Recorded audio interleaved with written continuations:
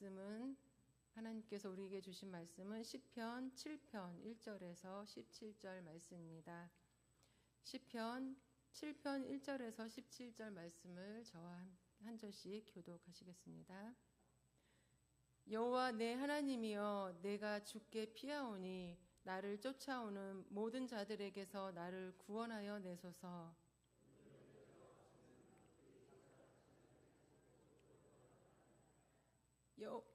여호와 내 하나님이여, 내가 이런 일을 행하였거나 내 손에 죄악이 있거나 하친한 자를 악으로 갚았거나 내 대적에게서 까닭없이 받았거든.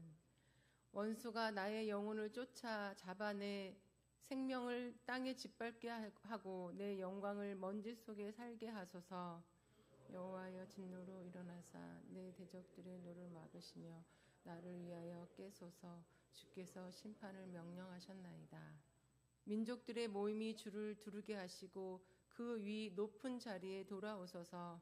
여호와께서 만민에게 심판을 행하시오니 여호와여, 나의 의와 나의 성실함을 따라 나를 심판하소서. 악인의 악을 끊고 의인을 채우소서. 의로우신 하나님이 사람의 마음과 양심을 감찰하시나이다. 나의 방패는 하나님은 의로우신 재판장이시며 매일 분노하시는 하나님이시로다. 사람이 회개하지 아니하면 그가 그의 화를 이미 당기 예비하셨도다. 죽일 도구를 또한 예비하시며 그가 모든 화살은 불화살들이로다.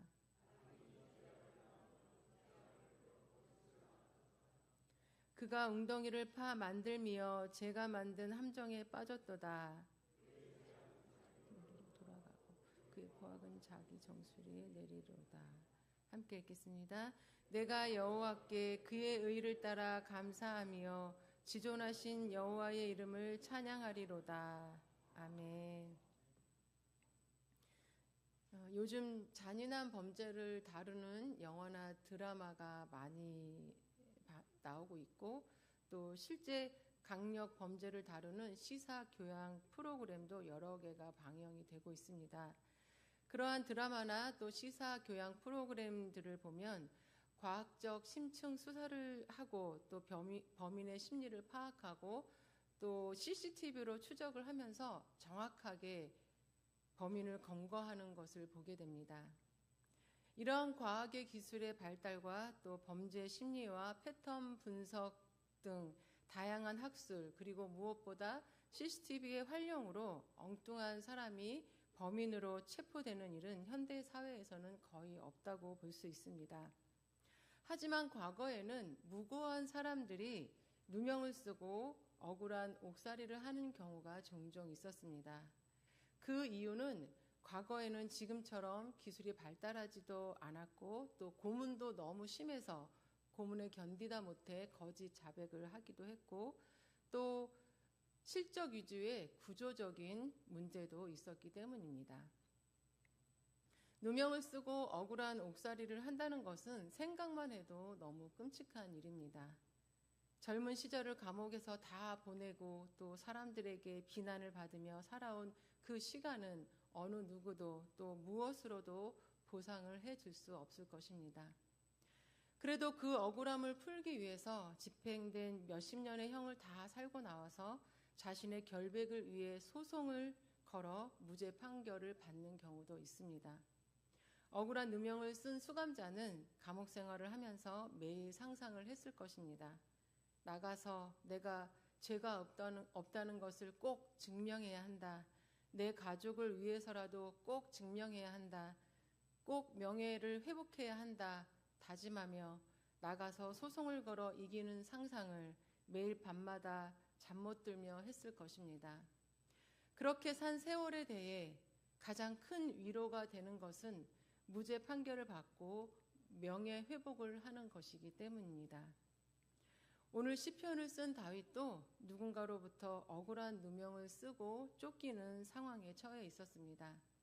시편 7편의 표제를 보시면 베냐민 구시의 말에 따라 여호와께 드린 노래라고 되어 있습니다. 이 표제는 다윗으로 하여금 여호와께 기도하도록 원인을 제공한 자가 베냐민 지파 사람 굿이라는 사실을 알려주고 있습니다. 그런데 굿이라는 사람은 성경 어디에도 언급이 되어 있지 않습니다. 그래서 그가 누구인지는 정확히 알 수 없지만 추측하기로는 굿이라는 사람은 자신이 속한 베냐민 지파가 계속해서 사울 왕가를 중심으로 하여서 이스라엘의 주도권을 잡기를 원하는 사람으로서 그 일에 장애가 되는 다윗을 모함하여 제거하려는 자들 중에 한 사람으로 보고 있습니다.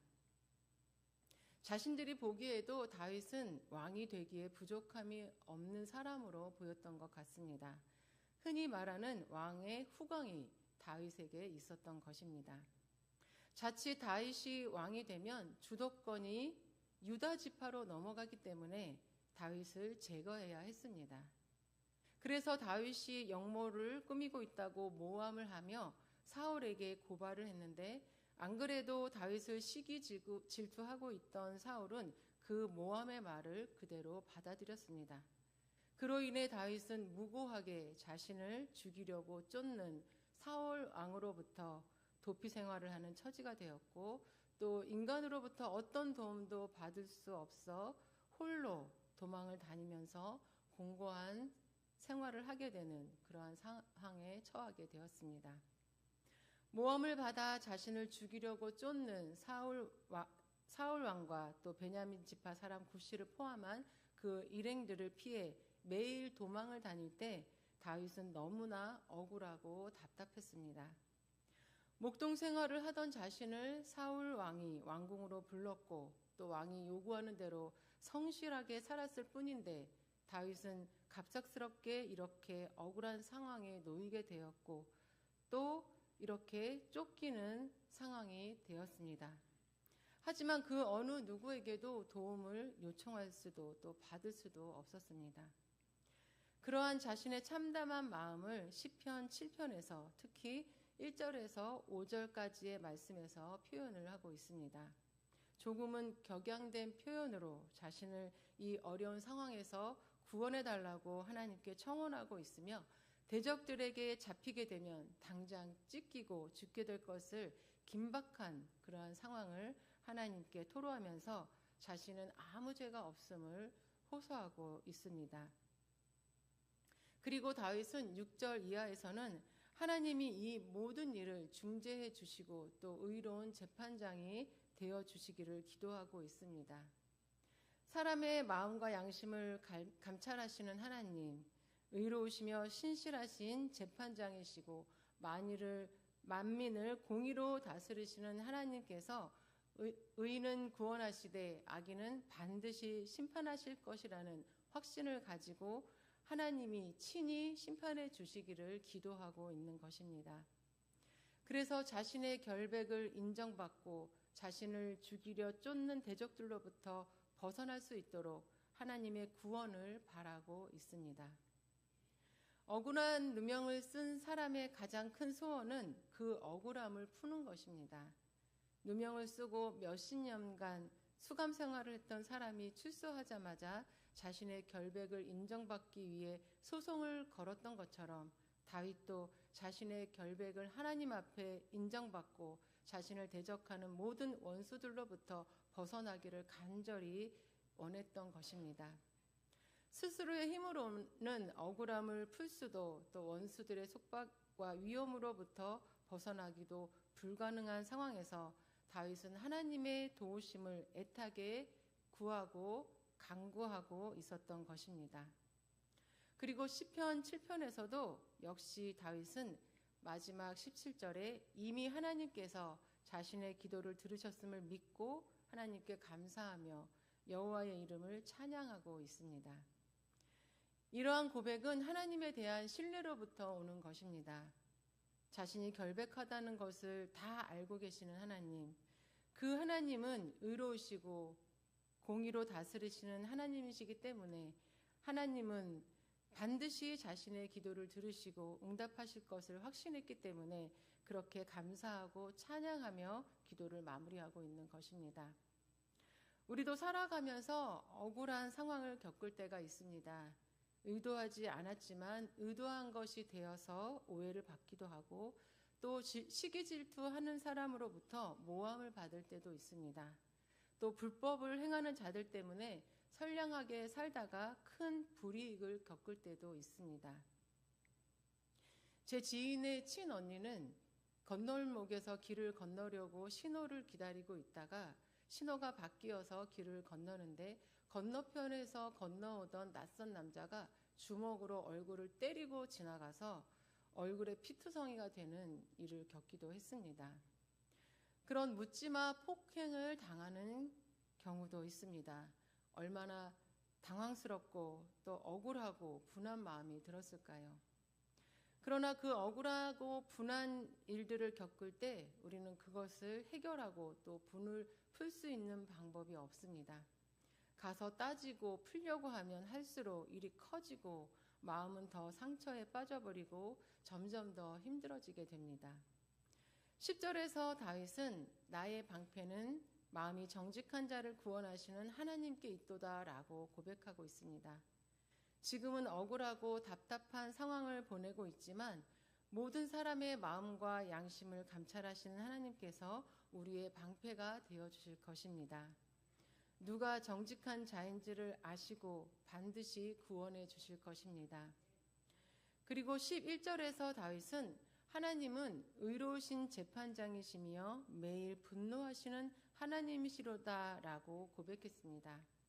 공의로 다스리시는 하나님께서 반드시 악인을 심판하실 것입니다.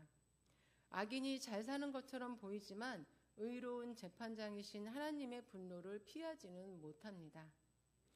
선량한 마음으로 도왔으나 그 마음을 이용하여 사기를 치고 도망한 사람들, 또 아무 연고도 없는 사람에게 폭행을 저지르고 도망간 사람들, 또 스스로 오해하고 시기질투하여 공경에 빠뜨리는 사람들, 끝내 회개하지 않는 이런 악인들은 공의로우신 하나님의 판단에 입각해 반드시 심판을 받게 된다는 사실을 기억하며 모든 억울함과 분노를 하나님 앞에 호소하고 모든 것을 하나님께 맡기시기를 바랍니다.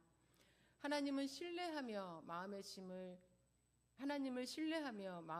내려놓으실 수 있으시기를 바랍니다.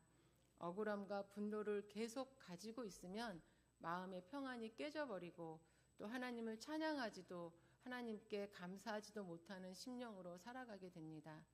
불의하고 악한 사람들이 잘 살고 있는 것 같아 보이나 그것은 잠깐입니다. 다윗이 억울함을 하나님께 호소하다가 결국 하나님께 모든 것을 맡기고 하나님께서 심판하실 것을 확신함으로 여전히 쫓기는 상황 가운데에서도 기쁨으로 하나님을 찬양하고 하나님께 감사의 기도를 올려드렸습니다. 그렇게 할 수 있었던 것은 다윗은 하나님을 온전히 신뢰했기 때문입니다. 그리고 다윗의 확신대로 하나님은 다윗의 생명을 보존해 주시고 결국 이스라엘의 두 번째 왕으로 세워주셨습니다. 또한 다윗을 죽이려고 끝까지 추적해 오던 사울 왕과 그 일행들을 하나님은 모두 심판하셨습니다. 다윗처럼 온 우주와 역사의 주관자이신 하나님께서 절대적인 공의로 심판하시리라는 확신을 가질 때 우리는 모든 억울함과 분노가 사라지고 여전히 하나님을 찬양하고 하나님을 기뻐하게 하는 그러한 삶을 살 수 있게 되는 것입니다. 그리고 하나님께서 정직하게 사는 우리의 삶을 축복하시고 또 선하게 인도해 주시는 것을 경험하게 될 것입니다. 하나님은 정직한 자를 구원하시는 분이십니다. 억울하고 분한 일을 겪을 때 하나님 앞에 나아가 토로하고 나의 결백을 주장하고 하나님께 심판을 맡기셔서 마음의 짐을 내려놓고 평강을 찾고 힘을 얻으실 수 있으시기를 바랍니다. 사람의 마음과 양심을 감찰하시는 하나님께서 공의로 모든 것을 심판하시고 또 우리의 모든 억울함을 풀어주시고 정직하게 사는 우리를 아름답게 세워주실 것입니다. 오늘 말씀을 기억하시면서 어떠한 억울한 상황과 또 공경에 빠지는 상황이 오더라도 의로우신 재판장이신 하나님을 믿는 믿음으로 모든 것을 맡기시고 변함없이 하나님을 찬양하고 하나님께 감사하며 사시는 저와 여러분이 되시기를 간절히 바랍니다. 하나님 아버지, 불의한 세상을 살아가면서 억울한 일을 당할 때도 있고 또 분한 일을 당할 때도 있습니다. 그러나 공의로우신 재판장이신 하나님을 신뢰하며 모든 것을 하나님께 맡깁니다.